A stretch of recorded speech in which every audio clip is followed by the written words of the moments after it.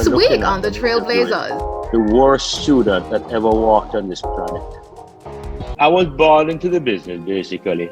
And it's something I actually do enjoy it. I really enjoy it. And happily also I enjoy eating a lot of bread, which is probably not a very good thing at my age. And I probably shouldn't say that in that I sell bread.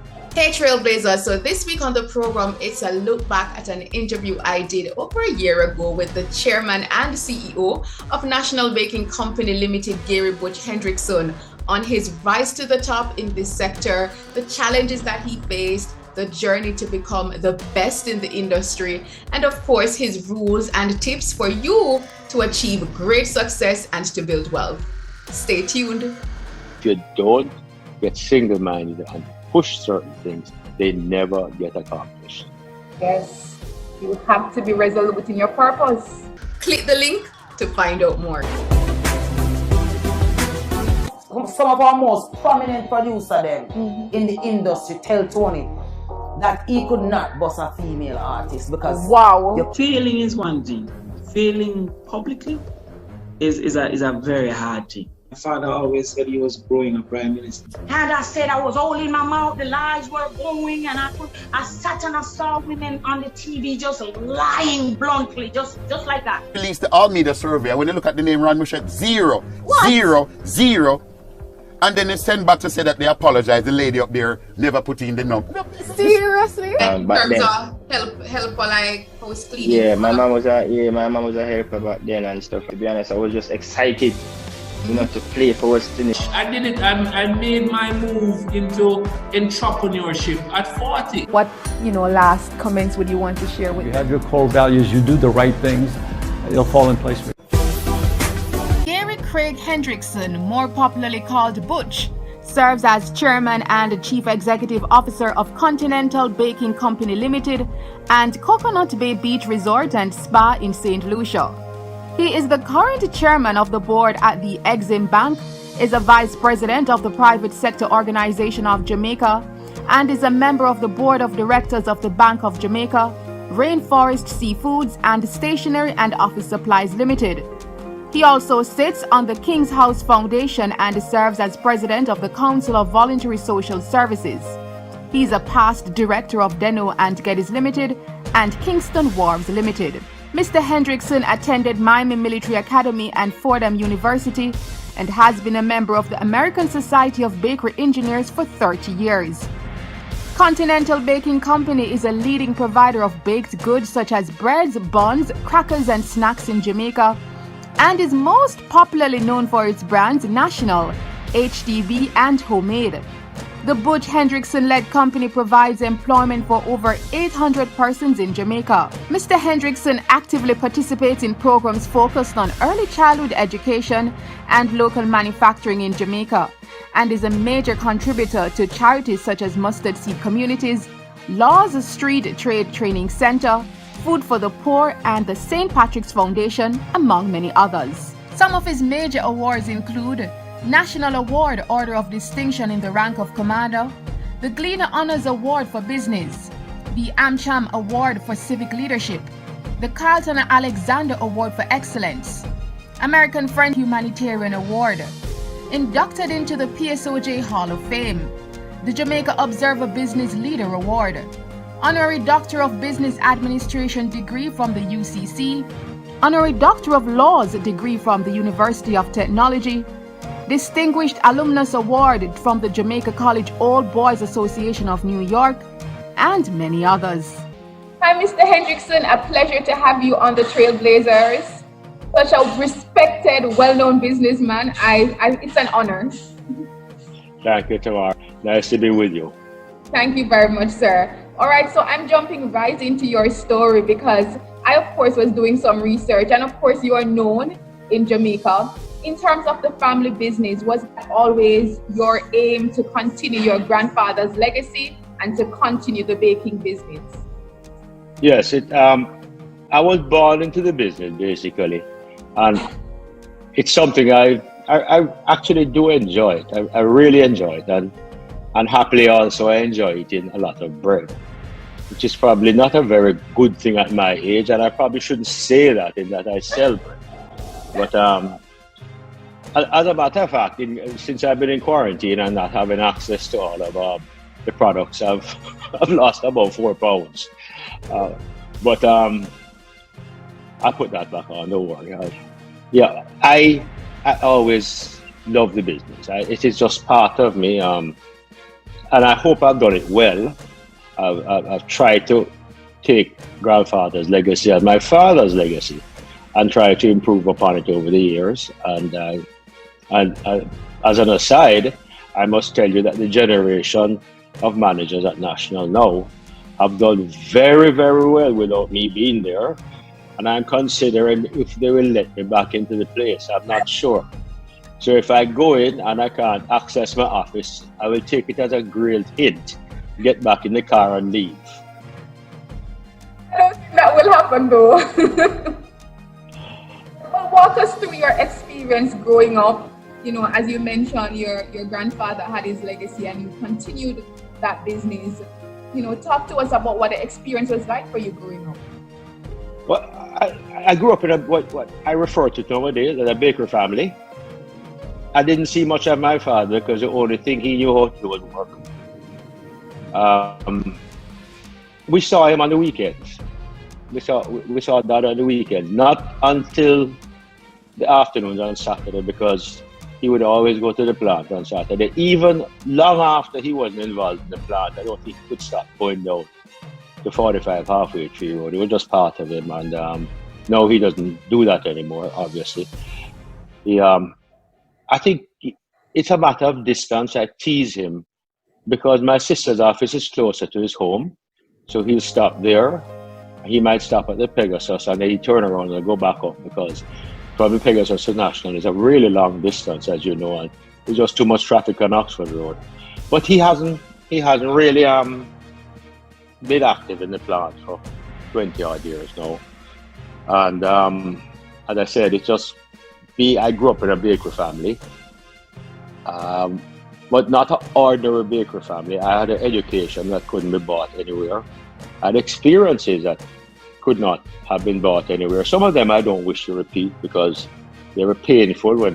I got injured a couple of times in the plant. And no, I don't have very fond memories of those. But I do have memories of the association with the Continental Baking Company of the United States. At that time, they were the owners of the Wonder Bread line and Hostess, Twinkies, and things like that. That was their line, and they were actually partners with my family for many years. They bought shares in the company, a minority shareholding, back in the late 60s, 67, 68, I think. Yeah, pretty sure. Just either late 67, early 68. Out of that, a technology transfer took place, which is a natural thing to do. The single greatest beneficiary of that was me, because I got to meet people that they're no longer alive, but I got to meet people who were the preeminent engineers, baker engineers of their time. And luckily, I actually soaked it up like a sponge. I learned from them. And I'll tell you, Tamara, it wasn't until many years later I realized what I had learned. Because let's face it, at 17 and 18, we know everything already, you know. Well, that is when we were at our smartest. And we know everything. But I really appreciated what I had picked up over the years, not only just in the plant, in terms of making the product, but engineering the plant, understanding why things work the way they did, and how to fix it, and sometimes how to improve on those say, just a transfer of product, the transfer of the bread, the dough, the pans, when they're filled and when they're empty, to bring them back to the front of the plant, you know, conveyors. We built all of those ourselves. And as I said, I'd help to have it done, but I never really appreciated what I was doing, even though I enjoyed doing it. I didn't understand. And then nowadays I find a lot of things come kind of naturally to me, and I have to be very careful because it's assumed that everybody has had that experience. And every now and then I find myself saying, yo, hold on, back off, Butch. That's not fair. I mean, you started doing this thing when you were in diapers. People just can't come in here in their mid-20s and know what you know. It's not possible. They'll know more than I do, but they won't know as much as I know about a specific part of the plant or the operation part of the plant. No, if you start talking about accounting, they will always know what I know. I'm the worst ever. And that I will concede. I don't do very well at things like that. Okay, awesome. And I wanted to backtrack a bit to what you said, though, in terms of the fact that your father worked very hard, but unfortunately you only saw him maybe once a week. Did that in any way impact you growing up, not having him around visibly? No. I think we understood, but put it this way. My parents have been married for 69 years on their next anniversary. So I grew up in a wonderful, very strong household. And you don't realize that you really didn't have him around a lot because there were other things going on. You know, my grandparents were still alive, grandfather, grandmother, and my mother's mother, who came to live in Jamaica for a while, she was there, had a whole bunch of family around. So it was I think the word today is a support system. Yes. But it was an unspoken thing. So you didn't say, oh, well, hi, I'm your support system. Yeah. It was just, you as a child, what would you know? You took it for granted, and you were blessed without knowing you were blessed. So it was okay. It was a good time. But he always, we'd get a week in, go to Ocho those days for a week during the summer holidays, a big deal. I had a grand aunt who lived in Mandeville. So that was a big deal, going up to Mandeville for a couple of weeks in the summer. And those are great memories, you know. So having that experience though, do you think it impacted you as a businessman? Did you embody some of those traits in your family life where you probably spent most of your time at work? Or did you try to create more balance in your life? Oh, I've done an awful job of creating balance. Unfortunately, the gene pool is a little bit too deep. And I enjoy my work. That's the other thing. I look forward to going to work. I look forward to going to work tomorrow for a lot of reasons. One, and probably most importantly, you have a reason to go to work. That is to get the business running. But because of the great fortune I've had to have wonderful people to work with over the years, I actually look forward to going to work. It's not, sometimes you just don't feel like it. If I don't feel like it, I have a temperature. Awesome. Right? Or there's something wrong with me. So someone might say, well, wait a minute, he has no life. And what are you doing here, Butch? You have no life. Well, maybe this is our life. Yes. It's just our life. How do you explain a single mother who is going to work 2 jobs right through, and then on the weekend she does all the washing and all those things? How do you explain to her that she needs to make some time? Make some time for what? Yeah. As I said, individually we must make up our mind where our goals are, and sometimes you have to be pretty single-minded about it. There are things I do today. There are new products coming out at National soon, new machinery being installed right now, as you sit there and I sit here, and space is being made to accommodate all those new piece of equipment. And there's a single-minded purpose behind getting them done, because we know from experience, if we say tomorrow, well, it never happened. Huh? So everything is in the know. It's well planned. It's thought out. You know, it's not this what they call shoot, ready, aim. We plan it and down to a fair degree of I tell you, we plan down to the position of the plug on the wall, and extra electrical outlets on top, because a new operations, as we improve the plant, we don't want any electrical wires on the ground. Everything must come from the ceiling down, so nobody can trip over them, and sanitation and keep it sanitary, things like that. So it's a fair amount of planning. So I said very quickly, there's a certain single-mindedness to that, because I know and I've experienced it, and I've been guilty of it, as guilty as anybody else. If you don't get single-minded and push certain things, they never get accomplished. Yes, you have to be resolute in your purpose. That's right. And you have to put a timeline on it. That must be done by. Yes. Specific, measurable, achievable, realistic, and time-based. Yes, my good friend Glenn Christian always says to me, he said, what gets measured gets done. That is so true. And he's right. He's right. I wanted to touch on the fact that your family has done well overall. I mean, we're having a little talk at the top of, this interview, and just the fact that, you have brothers and sisters that own all of the hotels and the CV business, and of course, you doing well with your, Continental. What do you think attributed to the fact that you were able, your family was able, and you yourself was able to take things to a whole nother level and to become as successful as you have in various, fields? What was the secret ingredient? I'm gonna say it is a majority of that would be your family and what you saw and the examples you follow. As far as your education is concerned, you are looking at and interviewing the worst student that ever walked on this planet. My parents tried in vain, and I mean vain in capital letters, underlined and circled, to give me, they allowed me, and they gave up what they had to give me the best education that I could possibly have. What did I do with that education when I went to university? Nothing. And if you look at my my bio, you'll see things like attended Fordham. No, I was registered at Fordham. Attending is a whole different thing outside of registration. Worst student. Am I sorry? Yes.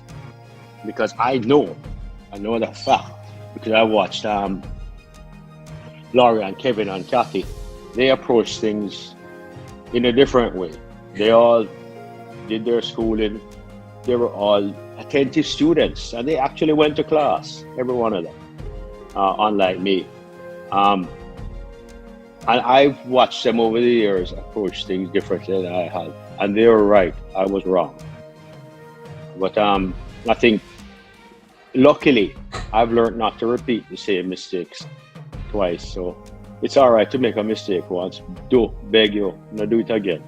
Yes. And I actually probably beg to differ where you said maybe that you regret in terms of not maybe paying more attention to your academic studies, because one of the things that I found from interviewing other, well-accomplished businessmen and businesswomen like yourself, and also hearing their stories, a lot of times they don't necessarily need to be all, scholarly, or all academic to be successful in business. I think that's true. That's more than just, that's not conjecture, that's true. However, there are certain basic things you should have. You should have a good working knowledge. If you want to do a business in Jamaica, and I'm going to use my experience here.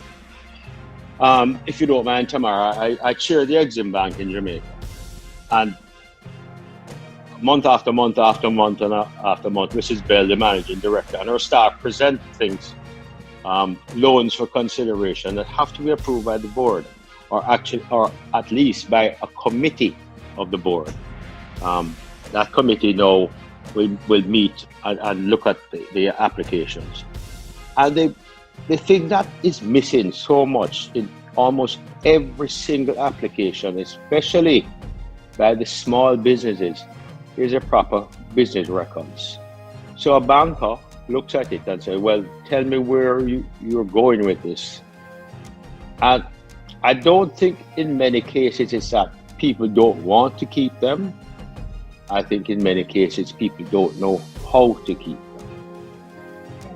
They don't know how to keep them. I've met a whole bunch of small business people through a program that National runs called the Bold Ones. Yes. And I've met a lot of them, and I've watched them grow over the years. And I've said to them, after a couple of years, you know you're going to have a problem soon. You're going to run out of money. And you almost see, well, I can't run out of money because I'm making profits. Yes, but you're going to run into a cash flow problem where your inventory demands get greater. And your raw material costs are going to soar on the inventory side. As you get bigger and start to distribute on a wider market, your receivables, the money that is owed to you, is going to be out there for a longer time. You will no longer be in the cash on delivery business, and then all sorts of things start to kick in. And I'll tell you this, unfortunately, I've been right every time. Wow. You know, you say, well, I thought you were an awful student and you didn't go to school. No, I didn't go to school, but I watch it happen to so many businesses. Even at National, you know, as that expanded, I heard the term cash flow. Now, what the heck is a cash flow? Where is that river? No, it's not that. It's a cash flow doing well, but you run out of money because you have to buy more spare parts for equipment. You have to buy more raw materials for your increased production. At the same time, your customers are not paying you cash. And you're paying in many cases, and it is well known in the baking business, well known, that there are certain ingredients, like almost every single major ingredient in the baking business for bread is COD. And if you are very fortunate, you will get 7 days credit, and that's it. And your customers want 14 and they want 28. And you can see when you get that gap, then you have a problem. Wow. And then speaking of cash flow, how important is money in not only achieving the quality of life that you desire, but also, you know, to make things possible? How important is it? And for those who don't have money but want to have money, what key habits do they need to develop? What key things do they need to be doing to change their life?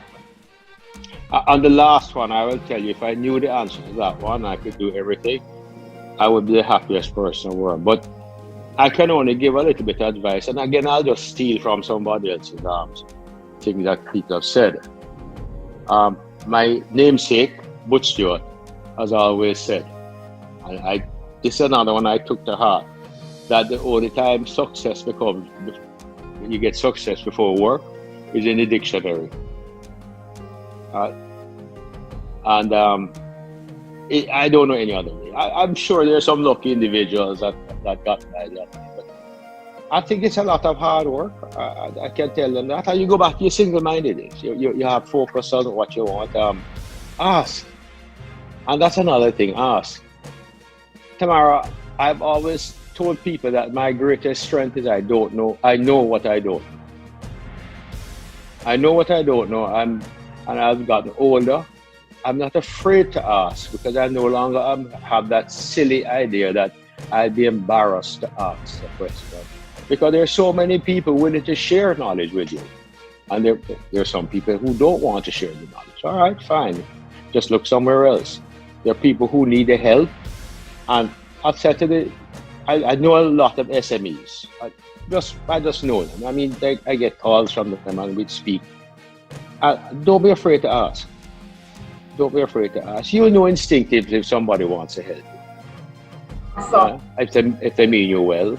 So that's the way, you know. And there's so much knowledge in the world today. You and I are speaking in a manner that we could never have dreamt of 20 years ago, right? And today we're worrying about, well, how much pixels we have on this camera because you have to put this over with it transfer, with it go wherever it is you're putting this video.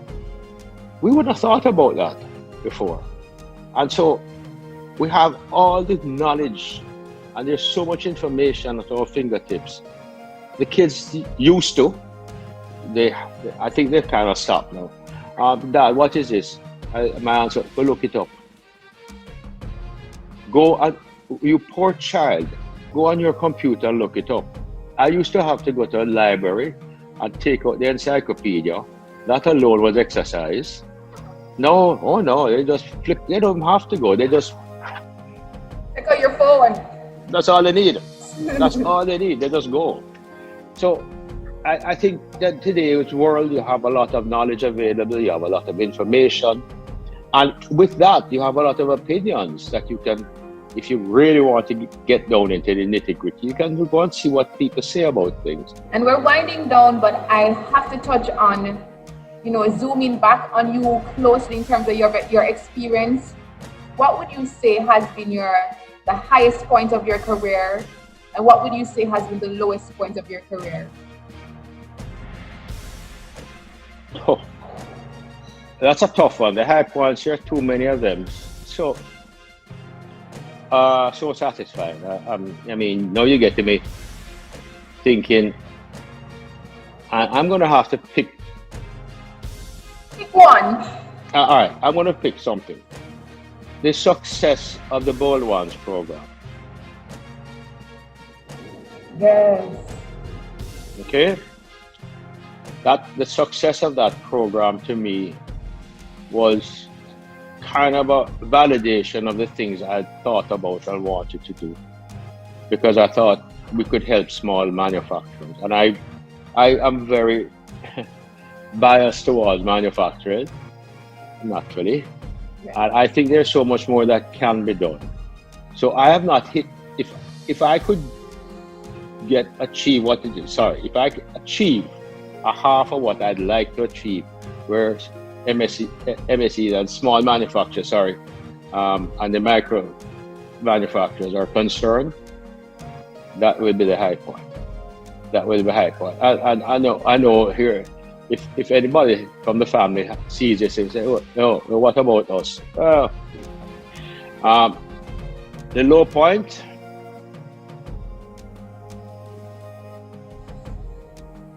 don't know. I really can't tell you. I don't think about things in lows. And right now, I think our job at National is to ensure that customers continue to get the service that they expect of us. And without them, we'll be nothing. Without the customers, we'll be nothing. Nothing. You have two assets. The number one asset is the customer base. The second asset is the staff. And really everything else you can replace. Because if you do well with one and two, then you can buy the new equipment, a new mixer, a new oven, new technology. And if you take that now into account, then you look after number one and two again. It's a cycle. That's a short cycle for me. So that in a nutshell is my life. Done. Mr. Hendrickson, who or what inspires you, pushes you to continue to move forward, or has inspired you? As I've gotten older, and this is going to sound so corny, what has inspired more than anything else? The Jamaican people.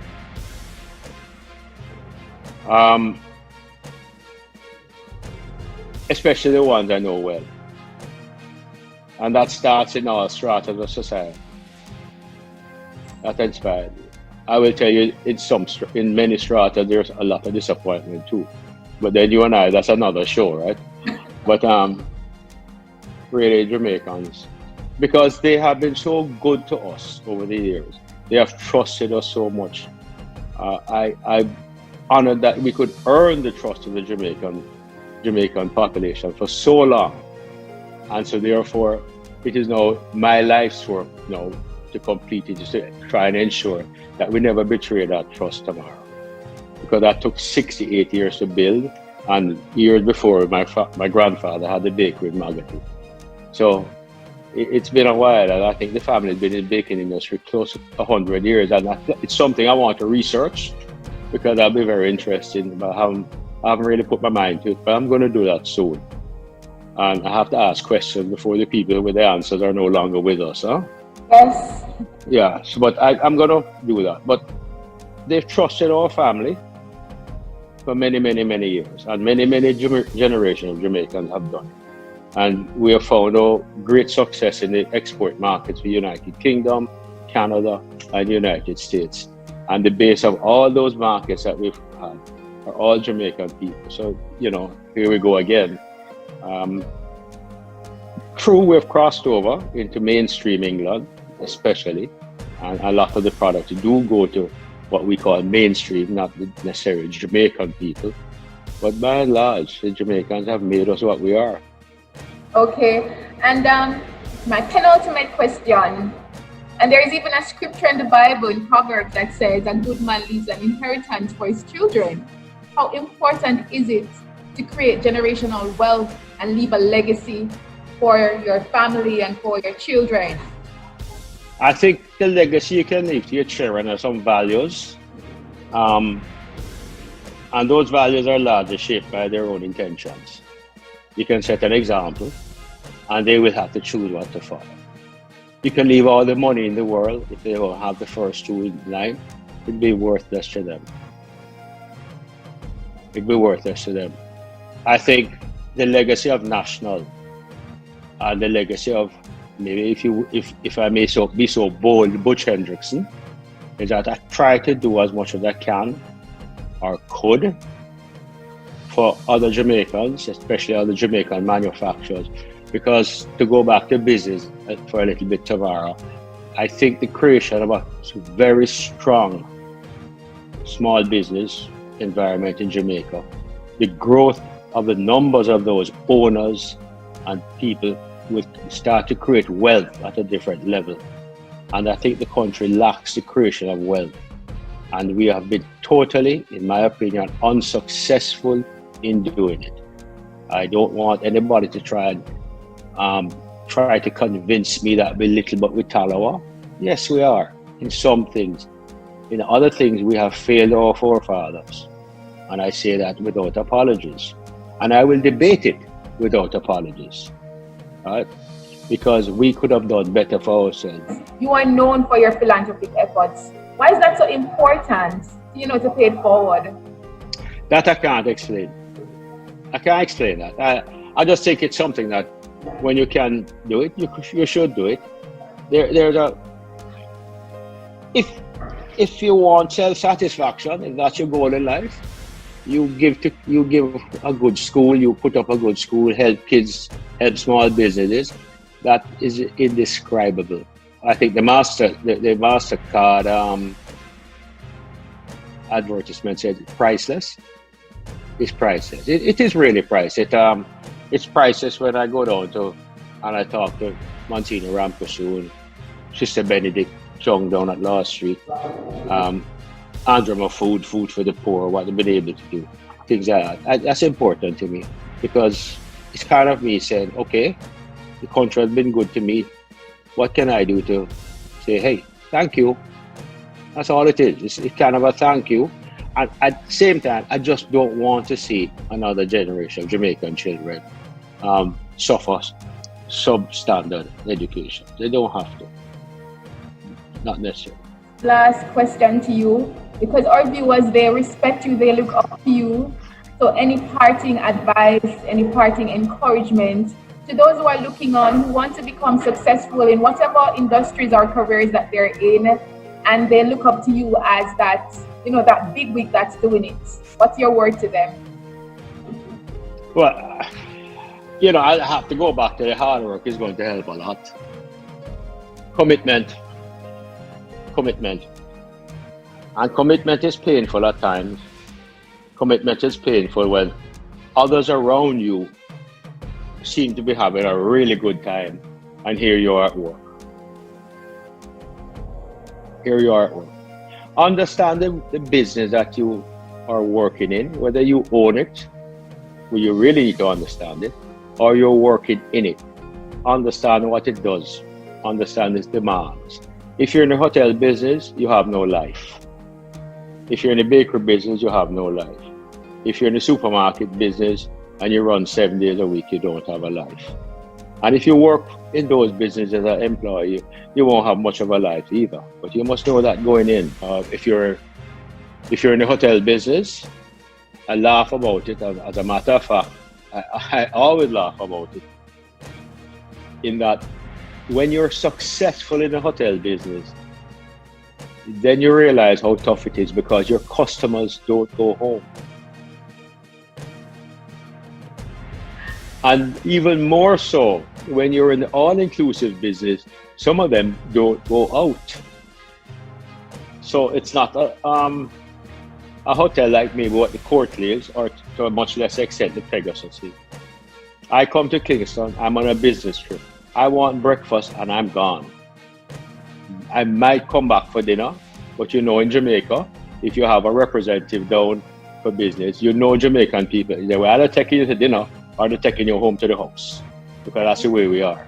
You know, it's not like in the States. I know every night if I'm on a business trip, I better find a restaurant or decide to eat at the hotel. Well, Jamaicans are not like that. We're not made up that way. There's just something about us that's not explainable, and we shouldn't try and change that. That's one of the great things about us we must hang on to. So, in the all-inclusive, they wake up in the morning, they have breakfast, then they go to the pool or the beach or they do whatever it is. Some will go on tours, some may not go on tours. But guess what happens? Every single night, you have them.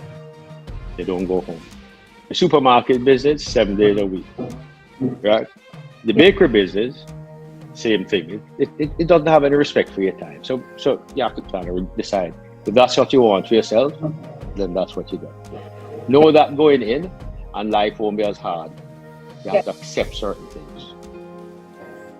Thank you so much, Mr. Hendrickson. We appreciate you being on the program. I appreciate you being on the program and sharing with our viewers. And no doubt they will be inspired and continue to be a trailblazer. Thank you, Tamara. You keep on doing this. I hope you're super successful at it. It's not a matter of just getting good words out to Jamaica. I think sometimes we need a wake-up call.